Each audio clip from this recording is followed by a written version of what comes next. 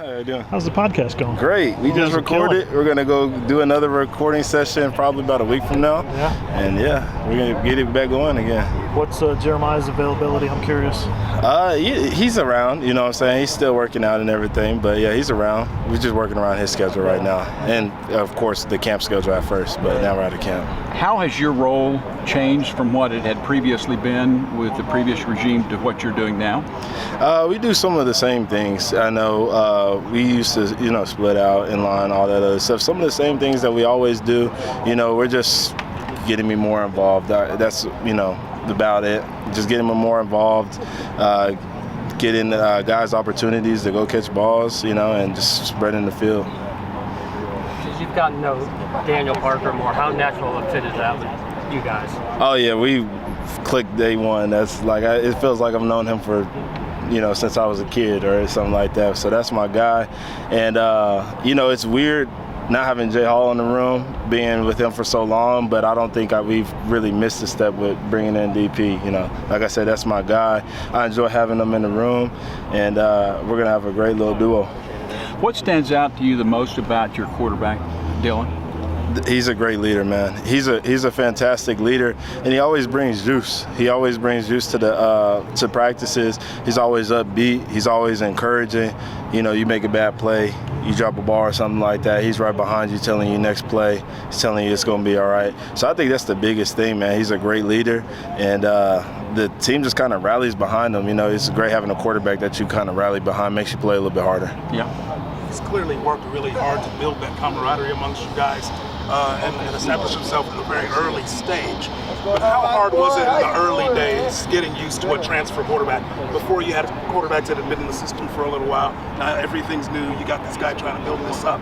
How hard was it in the early going, getting used to it? It wasn't really that hard. Like you said, he put a lot of effort into, inserting himself and trying to be a guy that could be personable with, the group. So it wasn't really hard. I know a lot of people saw on social media he was doing things like taking the offense out, taking the guys, different places, taking the line, different places. It was really easy fit. He's a real personable guy as well. So, it was a perfect connection. And I know him and I hit it off the first day as well, just like how Daniel Parker is. I feel like I've known him for 20-odd years. So, it wasn't that big of an adjustment, really. But do you feel that's different than maybe a typical transfer? Oh, no doubt. No doubt, especially at the quarterback level. Quarterback is a different position where some guys might be feeling like they're hot stuff or anything like that, So him coming in and just being such a humble guy, being such a hard worker, it definitely resonated with the team. So I definitely think it's different, and I'm glad to have him.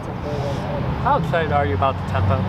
Oh, I love the tempo, man. I've never really played in a tempo offense like this, so it's a lot different for me. But just getting out and running against our defense and just seeing how effective it is, and I think it's going to be a great weapon for us. How would you kind of sum up your college journey so far? Broad question, I know, but big picture. I've been blessed. I've stayed relatively healthy throughout my journey. I've had one, injury. Other than that, I've stayed relatively healthy. I've had different experiences. I've got to, see different perspectives in terms of coaches and, philosophies and stuff.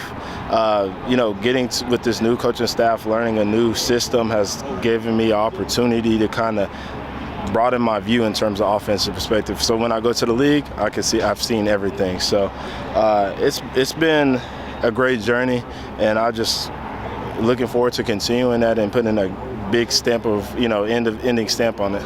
That injury was 2020, wasn't it? Yes, sir. Yeah. How bad did that set you back? It set me back a little bit. I felt like I was playing my best ball in 2020, especially coming off that fall camp, coming off of COVID. I put a lot of time and effort during COVID, and I thought I was playing my best ball. I thought I was my best self at that point, and that injury did set me back, but I feel like I'm back at 100%, and I'm ready to go, and especially with this new offense, I'm extremely excited. Did you get COVID too?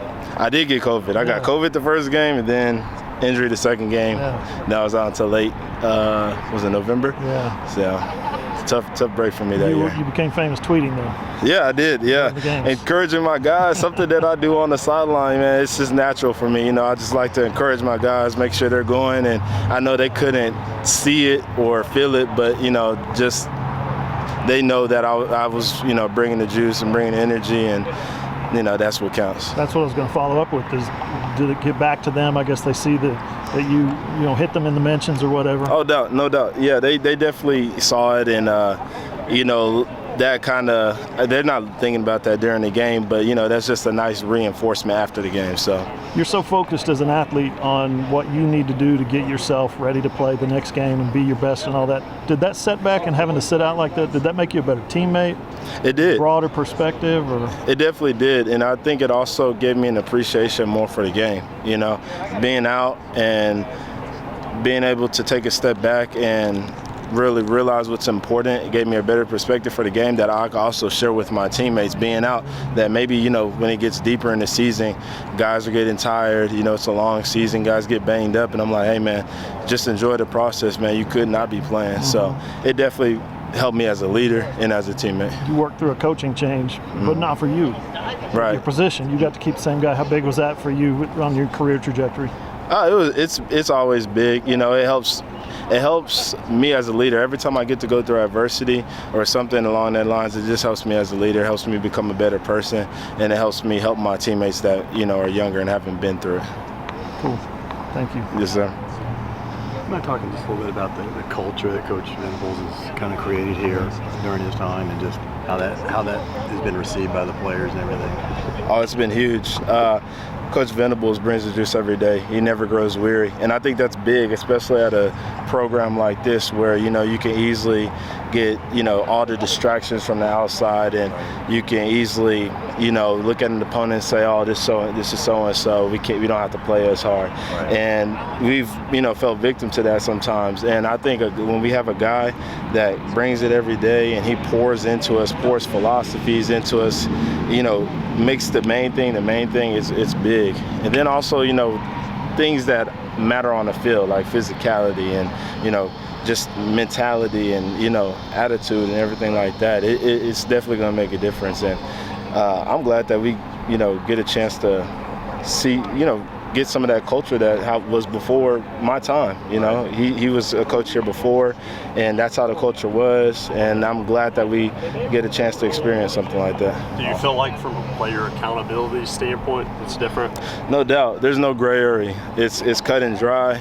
If you're gonna do the wrong thing, you know it's wrong, and you can't, there's no getting around that. You're caught, you know. As far as, you know, like I said, there's no gray area. If you're doing the right thing, you know it's the right thing. You're doing the wrong thing, you know it's the wrong thing. There's no, oh, I thought. It's, you know, we're held to a certain standard. Best is the standard here, and, you know, it's just, that's what it is.